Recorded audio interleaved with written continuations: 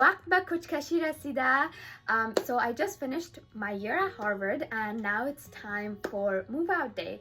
باید فعلا از اتاقی که فعلا هستم از اینجا برایم و چند روز به کوچکشی وقت دارم. So I wanted to make these series because I want to stay accountable. I hate moving out. من کوچکشی را I hated with the depth of my heart. I hate it so much.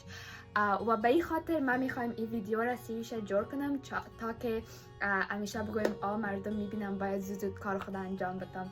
So بیاین بریم یک جایی هر بخش جمع کنیم.